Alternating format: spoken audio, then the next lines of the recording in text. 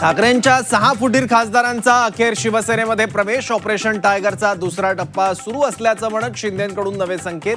खासदारांना निधीची कमी भासू देणार नसल्याचंही आश्वासन.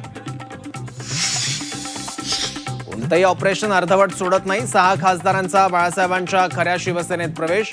एकनाथ शिंदेंचा उद्धव ठाकरेंच्या शिवसेनेवर हल्लाबोल. विधान परिषद निवडणुकीत महायुतीचा 16 जागांवर दणदणीत विजय. एका ठिकाणी अपक्ष उमेदवाराचा गुलाल तर महाविकास आघाडीचा सुपडा साफ. आजच्या निकालानंतर राज्याच्या वरिष्ठ सभागृहात महायुती आणखी भक्कम. विधान परिषदेत महायुतीचं संख्याबळ 57 वर तर महाविकास आघाडीची संख्या 15 वर.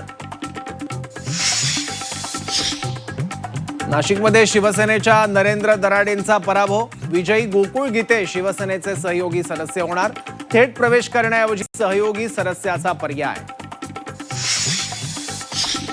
निवडणूक लढण्यासाठी कार्यकर्त्यांचा दबाव होता. मी प्रचार थांबवला पण पाठिंबा दिला नव्हता. विधान परिषदेतील विजयानंतर गोकुळ गीतेंची प्रतिक्रिया.